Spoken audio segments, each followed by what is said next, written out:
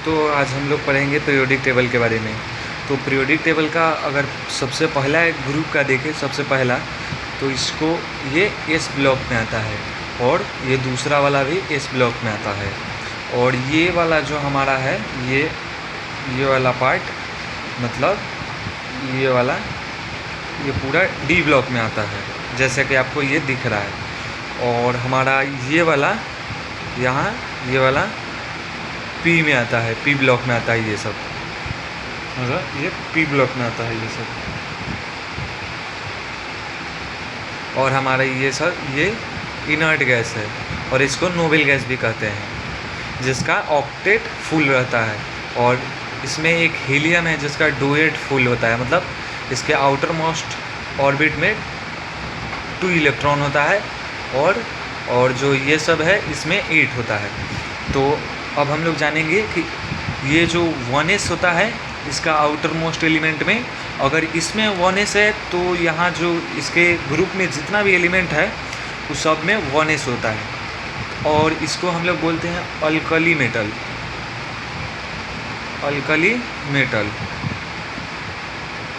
Alkali metal बोलते हैं इसको। और इसको बोलते हैं हम लोग सेकेंड वाले ग्रुप को अल्कली अर्थ मेटल।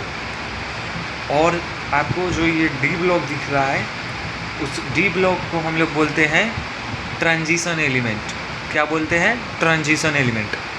तो ये जितना भी पूरा डी ब्लॉक है, ये यहाँ से लेकर यहाँ तक, समझ में आया?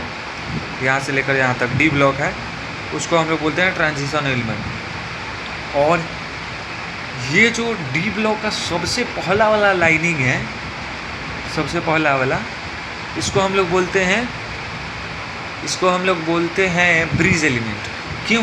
क्योंकि देखिए तो ये इस ब्लॉक और पी ब्लॉक के बीच, जो इस ब्लॉक का एलिमेंट है और पी ब्लॉक का एलिमेंट है, उसके बीच में एक नैरो पैसेज बना रहा है, मतलब रास्ते की तरह काम कर रहा है। देखिए जैसे में ये ऐड करने का काम कर रहा है, यहाँ जैसे आप देख सकते हैं। तो अब हम लोग आगे पढ़ेंगे।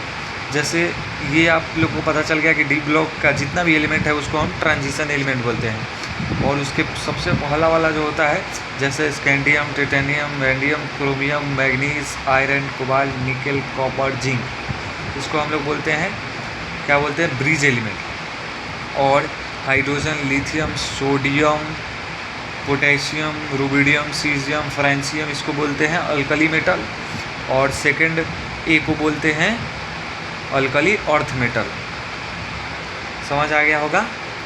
और एंड ये जो नीचे दिया हुआ है वो एफ ब्लॉक से बिलोंग करता है। किससे? एफ ब्लॉक, एफ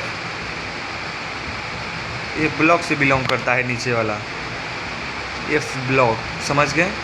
और इसमें देख सकते हैं, यहाँ लिखा हुआ है, यहाँ देख सकते हैं कि लेंथनाइड सीरीज़, यहाँ लेंथनाइड सीरीज़ है। देखिए लेंथनाइड 57 से लेकर मतलब 57 से 71 तक, यहाँ देखिए 57 to 71 लेंथनाइड सीरीज़।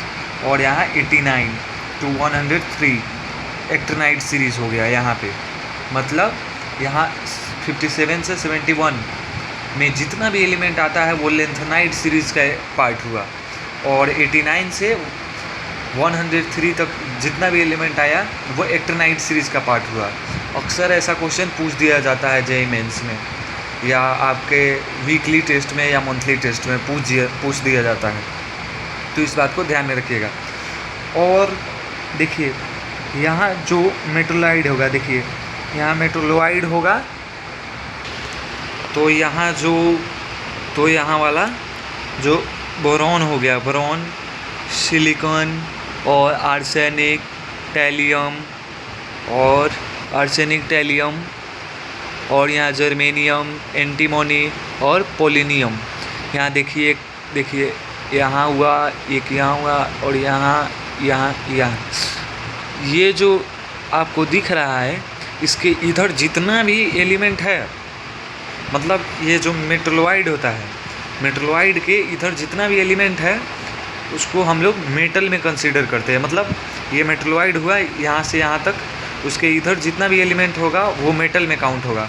और इस मेटलोइड के इधर साइड में जितना भी होगा उसको नॉन मेटल में काउंट करेंगे हम लोग। समझ में आ गया होगा। और ये भी तो बता ही दिए हैं।